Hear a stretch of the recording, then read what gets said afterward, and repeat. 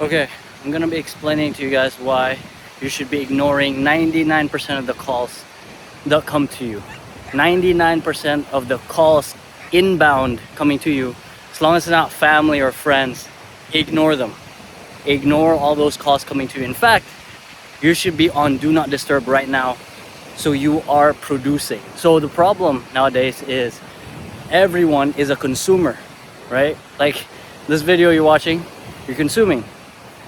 As long as you get something out of it, I think that's good. But rule of thumb, the ones that actually make it are the ones producing the content, producing the music, producing the video games that you consume, producing the movie. I just saw this young YouTuber, young guy who produced a movie with $1 million budget, and it grossed like, I don't know, 80 million, horror movie. And he was producing movies since he was 10. He taught himself. So the way to switch the outcome of your life is, instead of consuming, you should be producing. Now think about it like this. If you want people to watch your YouTube, if you want people to listen to your music, if you don't listen to your own music, or you don't pay attention, you don't put yourself first, no one else is gonna put yourself first in their mind as well. So the problem is, we tend to be in consumption mode. Look at this beach. This is amazing. I'm in Miami right now, and everybody is just soaking up the sun. But the point is, 99% of the calls that's coming to you on your phone are people either trying to sell you on their product, their service, or their time. They're trying to get your time out of you, okay? Instead, you should be the one exerting the effort. You should be the one pushing yourself into the marketplace, not them pursuing you. So you should be the one in pursuit of your own success. And what does that mean? If you have a product, make those phone calls. Push to the marketplace and do not stop. If you have a service, knock on those doors. You have to exert yourself on the market. You gotta run through that door, tear it apart, and say, hello, I am here, my service is here, and I'm the best at it. Or if you're just starting off, then you will be very intentional with your product or service because you're just starting out. So when you're starting out, there's a lot of noise out there, a lot of directions that you can take your company or your attention towards. And the problem is, all of them are good, right? All of them are good options. When someone calls you and gives you a business idea, it is a good option. However, you cannot compound the effects of yesterday's work if you switch today's focus, okay? You cannot compound yesterday's work if you switch today's focus. So if you keep switching, it cannot have that compounding effect. Now, I think the eighth wonder of the world, Einstein said, is compounding. Just like, I'm sure everyone has heard of this. What would you rather have? $1 million or a penny that doubles every day for 30 days? Just 30 days. Which one would you rather pick? A lot of people would pick the $1 million. But that penny after 30 days is worth, I think it's like 5 million, 6. And so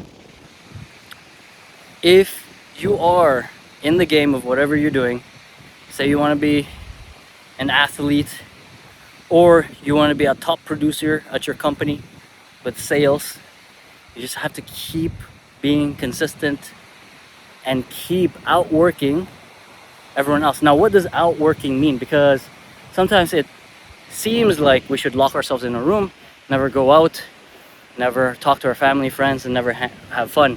That's the opposite, actually. What I'm saying is that when you lock in and produce instead of consume.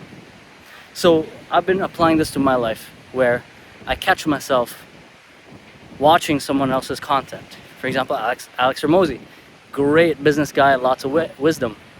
And when I watch his stuff, I feel like I've accomplished something. It's crazy because I haven't accomplished anything. And the things that he's talking about, I already know them. he just reminds me of them, which is crazy because it shows us that we need more repetition than actual novelty. Okay, most of us already know what we need to do. We just like to be reminded.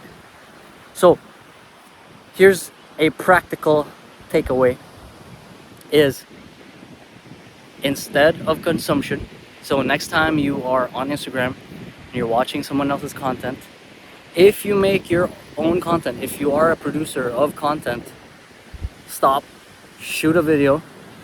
You don't even have to post it, but you paying attention to your own series of videos will help you get in the rhythm of understanding what you like, what you don't like about your content, and you can keep going. So this is the biggest takeaway that I've noticed in my life in this past couple months is I would ignore 99% of the outbound calls coming into me because, let me explain. Sure, it might be a great idea, it could have been a great partnership, but the problem is it will take away my time from what I'm building and take away the compounding effect from what I'm trying to do. Now, in practicality wise, I got this deal that came to my desk.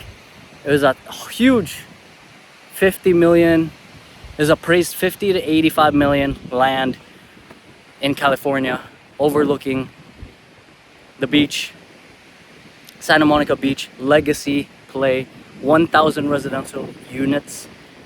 The land alone is worth 50 to 85 million appraised, free and clear, no loan on it. Once it's done, once it's built out, it's gonna be worth like $500 million. So I am direct to the broker who knows the owner, and they wanted me to work on it with them. Now the problem is, I'm not direct to the owner. That's the first problem, okay? Secondarily, this guy's only met the owner since December, so about 5 months ago. And the problem with that is it's not deep enough roots to where he is trying to sell me on working hard for him. Now, what is the reward for me if I do this project? Well, it will be substantial. However, I'm not getting controls over the project. Now, of course, we gotta think 10 times what we can do, right? Growth, massive growth. And it seems like I should work on this. However, the circumstances are not in my favor. I cannot talk directly to the owner. I will barely get maybe 0.001% ownership or a fee for taking on this deal. But it is good to have these kind of people in my network. I took the call. Was it a waste of time? Honestly, kind of. But these are the calls that take you out of your rhythm. So what happened when I took this call? I was doing my own deal. But because I took this call, it took 45 minutes to finish the call. After that, it derailed me for the next hour because I was overthinking it. I was talking to AI about it. What should I do? And that's the problem. Now it took me away from what I was doing. Yes, what I'm doing is a smaller deal compared to this behemoth, but I could have got way better momentum on that deal than the one that I was presented to. So that's the issue. So if people call you, now most of the time now, there's a lot of spam coming to your phone. They should not even pick up. You should just block them. And right now, there are ways to, it says likely spam if you have an iPhone, and you don't have to pick it up. But a lot of people are likely spam. A lot of them. Okay? Now, if it's your friends and family, don't ignore them, but maybe talk to them after work. If you're serious about building something that is worth something that will last a long time, you have to give it a lot of attention. So again, guys, don't be acted upon. You should be the one to act on others. So instead of accepting So look at these waves. These waves are coming to us. We should be the wave because these waves are pushing onto us. They are projecting their will on us when we should be projecting ourselves into the wave. Now, if you have ever wrestled before, wrestling is, I believe, one of the most beautiful sports because it's two people imposing their will upon each other, and the winner is the one who imposes the most will. That's how it is in business. You have to impose your will upon others. Now, that sounds insane, but of course, do it tastefully. What I'm saying is, put your product or your service or your brand out there. If you're in sales, make those phone calls. And if you truly believe in your product or in your service, if you know you're the best window cleaning company in your city, it is paramount that you make sure they buy your service, because if they don't, they're gonna hire someone else and their windows are gonna be streaky, it's gonna be nasty, it's gonna be disgusting because they didn't hire you. So what did you just do? You did them a disservice. You were gonna do the job perfectly, you know that, but you didn't impose your will. Instead of pushing for the sale, you knocked on the door. You said, "Oh, okay, no worries. What's your number? What's your email? Yeah, I'll email you something." Yeah, ain't nobody gonna read your email, okay? You need to sell them on the spot. Hey, you want your window done and have zero doubt and zero regret about hiring anyone else, you gotta hire mine, right?